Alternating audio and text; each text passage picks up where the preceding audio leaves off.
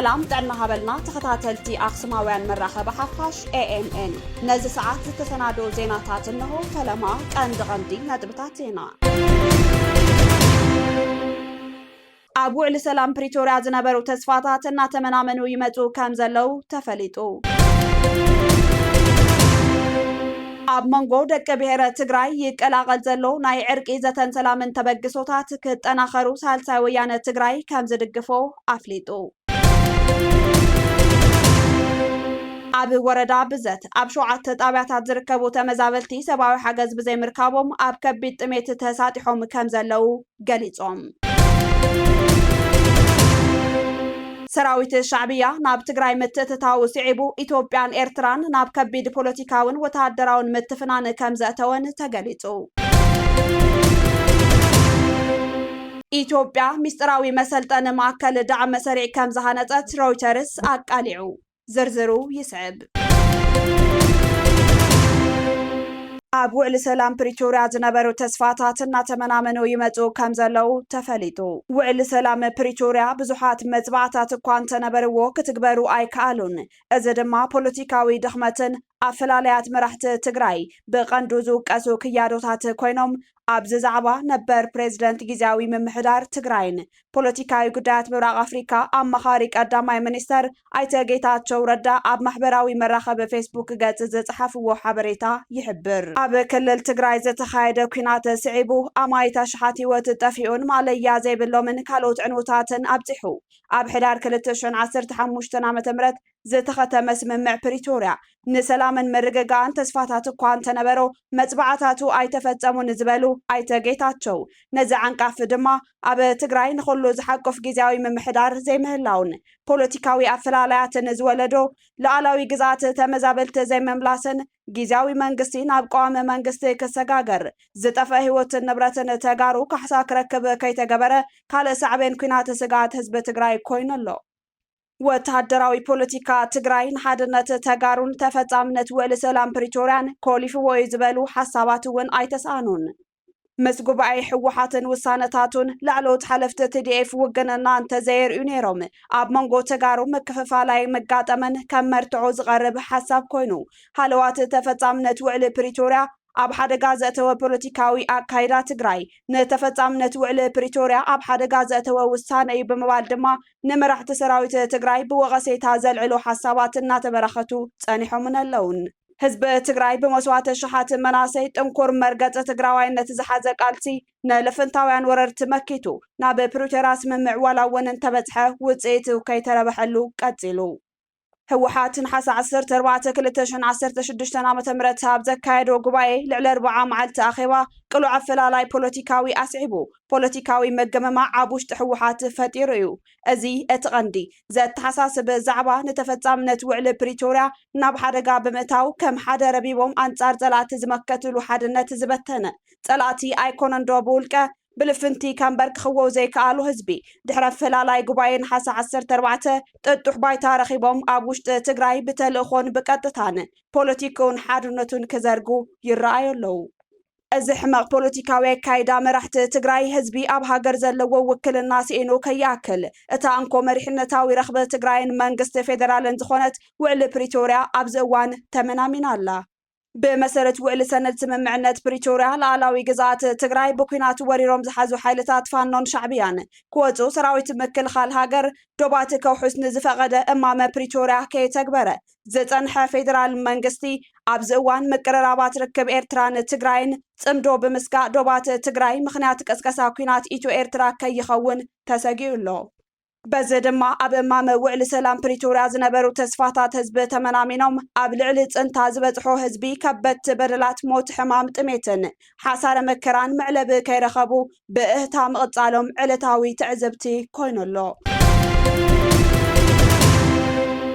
أب منغو دك بهرة تغراي يقلاقل زلو ناي عرقي زتن سلامن تبقسوتات كتناخرو سالساي ويانة تغراي كم زدقفو أفليتو سالساي ويانة تغراي أب زوطو سمناوي مقلتيو كم زملاختو بوليتيكينياتات تغراي بتنكول ننبعلوم تقمامعوم بير حيزو كتصدف زتقه ናይ ስልጣን ንሕንሕ ትግራይ ጓነቱ ዝዕንድሩላ ዘኽታም ዓዲ ክትከውን ይገብራሎ ዝበለ ኮይኑ እቲ መግለጺ እንትቕጽል ዘለናሉ ኩነታት ጥፋት ንሓዋሩ ክፍታሕ ጠለባት ትግራይ ክኽበሩ ይኹን ዛጊድ ህይወት ደቂ ብሔረ ትግራይ ምብላዕ ዝጀመረ ኩናት ሕድሕድ ንዝተዓለሙ ክመክኽ ትግራይና ሓቋፋይ ቅቡልን ብሔራዊ ሓልዮትን ተገዳስነትን ዝተመልኦ ብሔራዊ መንግስቲ ትጠልብ ድማ ኢሉ ንህላውን ውሕስነትን ብሔረ ትግራይ ወሳኒ ዝኾነ ትካል ብሔራዊ መንግስቲ ዝገሃድ ንኩሎም ፖለቲካዊ ሓይልታት ትግራይ ዘካትት ሓቋፋይን ኣሳታፋይን ብሔራዊ ዘተ እንትግበር ጥራሕ እዩ ትግራይ ዘላትሉ ብርክት ጥፋት ብናይ ሓደ ወገን በይናውን ቀይደ በትኻውን መንገዲ ዝጋደድ እምበር ዝቃለል ፀገም ከም ዘየለ ብምእማን ህላውን ቀጻልነትን ብሔረ ትግራይ ድሕንነት ህዝቢ ትግራይ ኢሉ እውን ምምላስ ግዝኣታዊ ሓድነት ትግራይ ዘቐድሙ ኩሎም ወገናት ኣካባቢ ብሔራዊ ዘተ ክግበር ጸቕጢ ክዕርፉ ይግባእ ክብል ሳልሳይ ወያነ ትግራይ ኣፍሊጡሎ ሳልሳይ ወያነ ትግራይ ንዓበይቲ ዓዲ ሽማግለታትን ኣቦ ገረባትን መራሕቲ ሃይማኖትን ትግራይ ንዝኾነ ሓይሊ ከይወገንኩም ኣብ መንጎ ደቂ ብሔረ ትግራይ ዘጋጠመ ናይ ብረታዊ ጎነፅ ዝዓበየ ምፍጣጥ ብብልሓት ሚዛናውነትን ትዕግስትን ክትፈትሕዎ ብረታዊ ጎነፅ ደቂ ብሔረ ትግራይ ዶብ ብምባል ናይ ዕርቂ ዘተን ሰላምን በሪ ክትኸፍቱ ንጽውዕ ኢሉ ኣብ ወረዳ ብዘት ኣብ 7 ጣብያታት ዝርከቡ ተመዛበልቲ ሰብኣዊ ሓገዝ ብዘይምርካቦም ኣብ ከቢድ ጥሜት ተሳጢሖም ከም ዘለው ገሊጾም ኣብ ወረዳ ብዘት ንተመዛበልቲ ዝተሰናደአ መዕቆቢ ብዘይምህላው ኣብ ማሕበረሰብ ተጸንቢሮም ዝነበሩ ተመዛበልቲ ቆላሕታ ሲኢኖም ምስ ስድራ ቤቶም ኣብ ከቢድ ጥሜት ከም ዝርከቡ ንኣክሱማውያን መራኸቢ ሓፋሽ ኣብ ዝሃብዎ ርእይቶ ገሊጾም እቶም ተመዛበልቲ ቅድም ኢሉ ምስ ኣብ ከተማ ዓዲግራት ዝርከቡ ተመዛበልቲ ሓበራዊ ሓገዝ ይበጽሖም ዋላ እኳ እንተነበረ ኣብዚ እዋን ንልዕሊ 7 ተዋርሕ ኣብ 7 ጣብያታት ወረዳ ብዘት ዝርከቡ ተመዛበልቲ ብማረት ቅድሚ 2 ወርሒ ተጸኒዖም እንተብቅዑ ምንም ዓይነት ሰብኣዊ ሓገዝ ኣይበጽሓናን ዘሎ በጥሜትን ለመናን ተሳቂና ክብሉ መረረቶም ገሊጾም هو الناس بقى صاحي سكه شو عطوحي جلز خونسي من ريت بديت وجهنا ማሕበረሰብ ተቃላቀናና ነበር አዋጅ ሰንተር ውን ይብላን ናይ ከባቢ 7 ጣብያታትና ወረዳ ብዘት ማለት እዩ ሰው ሓገዝ በሃልሲ ምንም ካብ ጥቅማጥቅሚ ይኹን ካብ ዝብላዕ ምግቢ መጀመሪያ ጽንዓት ተገይር ነይሩ ምስናይ ከተማ ዓዲግራት አይድፍ ዘሎ ጽንዓት ተገይሩ ስናተውሃውና ጽንሕና ነርና መስኦም ማለት እዩ ናትና ቋሪጹ ማለት እዩ ናይ ወረዳ ብዘት ማለት እዩ ነው ናይ ወረዳ በሙሉ ስሩስ በቃ ምንም የብና ምስ ማሕበረሰብና ግን ነበር ዘለና ማለት እዩ በቃ 50 ዓመትና ረጊዝና ምስ ማሕበረሰብ እዚ ከፊልና ምስ ቤተሰብ ተጸቂና ስለምንታይ ጀቱና መስኦና እዮም ከዓን ከባብና ቁርሕ ታውረሎ ጽንዓት ገይሮም ማለት እዩ እዚ ክሳዚ ምንም ተባሃለ ነገር የለን ኣብ ከተማ ዓዲግራት ምሳና ተጾንዕ ፍትሕራዊ ጽንዓት ግን ናቶ ይውሃወሎ ሳህዝ ማለት እዩ ብጣዕሚ ነገረካስ ንሕና ካብ ከተማ ባድመ ኢና ተመዛቢለን ማለት ኣብ ምስ ቤተሰብ የተጸጋዕ ነበር ያው አቦ خلص قلعي ምንም መሬት የብና ገደብና ምንም የብና ግን ምስ ማሕበረሰብና ተጸጋዕና ኢና ነበር ዘለና ቢሮ ማሕበራዊ ጉዳይ ከና ነርና ምንም ምላሽ ያሃበና አይንልምን ነርና ዝሮ ግን ህዝና ወዲቅና ኣለና በዛ አጋጣሚ ዝምልከቶም አካላት መንግስቲ ገበርቲ ሰናይ ትካላትን ውልቀ ሰብ ሃፍትን ብጽሑልና ከብሎ አተሐሳሲቦም ሰራዊት ሻዕቢያ ናብ ትግራይ ምትእትታው ሲዒቡ ኢትዮጵያን ኤርትራን ናብ ከቢድ ፖለቲካውን ወተሃደራውን ምትፍናን ካብ ዘተወን ተገሊጹ ሰራዊት ሻዕቢያ ቀደም እንትብል ብዕድመ እንት ድሕር ብደብዳበ ናብ ትግራይ ከኣቱን ክወፅን ተፈቂድሉ ህዝቢ ዝጨፍጨፈ ሰራዊት ሻዕቢያ ሎም ድማን ኢትዮጵያ ስጋት ኮይኑዋ ከም ዘለው ኣፍሊጣላ ኢትዮጵያ ኣብ እዋን ጥንተታዊ ኩናት ትግራይ ብሙሉእ ሓይሉ 42 ክፍላተ ሰራዊት ኣኽቲቱ ብዕድመ መንግስቲ ኢትዮጵያ ንትግራይን ህዝባን ዝወረረ ስርዓት ሻዕቢያ ማለያ ዘይብሎም በደላት ኣብ ልዕሊ ንጹሃት መናእሰይ ማርያም ደንገላት ኣክሱምን ማሕበረ ዴጎን ካልኦትን ዝፈጸሞም ጅምላዊ ጨፍጫፋት ኢሉውን ብጾታዊ ዓመፅ ኣቢሉ እኖታት ትግራይ ብሕማም HIV ኤድስ ክትሓዛን ተጋሩ ህፃናት ከይወልዳን ብዝብል ጨካነ ተሓሳስባ ልዕሊ 23,000 መናእሰይ ደቂ ኣንስትዮ እኖታትን ፈለስትን ከይተረፈ ዝደፈረ ሰራዊት ሻዕቢያ ምስ ዘራያቱ ሓይልታት ፋኖን ሰራዊት ምክልኻል ኢትዮጵያን ብምዃን ልዕሊ 1 ሚልዮን ንጹሃት ተጋሩ ቀቲሉ ልዕሊ 2 ሚልዮን ህዝቢ ትግራይ ንውሽጥን ደገን ክመዛበሉውን ገይሩ እዩ የኤርትራ ሰራዊት ትግራይ አልገባም ብምባል ካብ ትግራይን ዓለም ለኸ ትካላት ሰብኣዊ መሰላትን ሰራዊት ሻዕቢያ ካብ ግዛት መሬት ትግራይ ይውፃ ዝብሉ ጻውዒታት ንልዕሊ 5 ዓመት ክትሽፍንን ክትነጽጎን ዝፈተነት ኢትዮጵያ ኣብ ዘቀነ ኣብ ፓርላማ ብቀዳማይ ሚኒስተር ዶክተር አብይ አሕመድ አቢላ ሰራዊት ሻዕቢያ ኣብ ትግራይ ኣብ ዝገበርናዮ ኩናት እግርና እናሰዓበ ኣብ ሽረ ኣክሱም ዓድዋን ዓዲግራትን ጨፍጫፍ ፈጺሙ እዩ ክብሉ መስኪሮም ዶክተር አብይ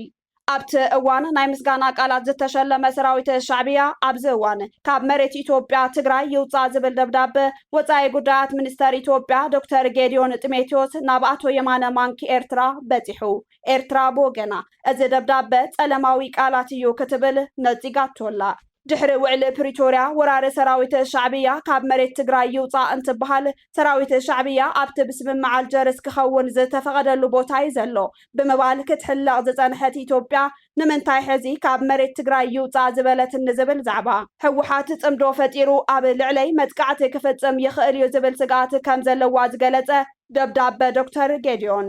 ምስ ዕጡቋት አንጻር መንግስቲ ኢትዮጵያ ዝገብሮ ርክብ ሰራዊት ሻዕብያ ደው ከብል ዝፀውዐት 30 ጥሪ 2018 ዓ.ም ዝተጻሕፈ ደብዳቤ ወፃኢ ጉዳያት ሚኒስተር ኢትዮጵያ ንዘለዋ አፈላላያት ብሰላማዊ ፖለቲካዊ ለዘባት ክፍትሑ ከም ዘለዎም ውን ኣነፂሩ እዩ ናብ መሬት ትግራይ ኢትዮጵያ ሰራዊት ኤርትራ ጥሒሱ ኣትዩ ምስ ዕጡቃት ሓይልታት ርክብ ምፍጣሩ ተዓዚበ ብምባል ንዝፈጠረሉ ስክፍታ ዘብረሀ መንግስቲ ኢትዮጵያ ካብ ሓይሊ ምክልኻል ኢትዮጵያ ወፃኢ ኣብ ግዛት መሬት ትግራይ የተከዘ ዘብን ፋኖን ኣዋፊርካ ህዝቢ ትግራይ ብሰንኪ ልፍንታውያን ወረርቲ ተመዛቢሉ ይበጽሖ ንዘሎ በደል ግን መንግስቲ ኢትዮጵያ ዝበሎ ነገር የለን ምስ አንጻር መንግስቲ ኢትዮጵያ ዝተሰለፉ ዕጡቃት ሓይልታት ዝግበር ርክባት ሰራዊት ሻዕብያ ጠጠው ክብል ዝብል ለበባዊ ደብዳቤ ኢትዮጵያ አንጻር ስርዓት ፕሬዝዳንት ኢሳያስ አፈወርቂ ዝተሰለፉ ሓይልታት ብርጌድ ንሓመዱ መንግስቲ ኢትዮጵያ ኣብ አዲስ አበባ ብጓይላ ተቀቢሉ ኣብ መሬት ዓፋር መዋፈሪ ቃልሲ ቦታ መሃብከ ብኸመይ እዩ ዝረአ ሚዛን ክሕዝ ዘለዎ ዛዕባ መሪሕነት ቀዳማይ ሚኒስተር ዶክተር አብይ አሕመድን ፕሬዝዳንት ኢሳያስ አፈወርቂን ኮይኑ ቀፂሉ እቲ ኣብ መንጎ ኢትዮ ኤርትራ ዝረአ ወጥሪ ንምህዳእ ውድብ ሕቡራት በዋና ጸሓፊ አንቶኒዮ ጉተሬዝ ኣቢሉ ኣብ መበል 39 ጉባኤ ሕብረት አፍሪካ ተረኺቦም ከም ዝመኸሩ ትጽቢት ተገይሩሉ ኢትዮጵያ ውድብ ሕቡራት ሃገራት ኣብ ጉባኤ ሕብረት አፍሪካ ክሳተፍ ዕድመ ምግባራ ዝዝከር እዩ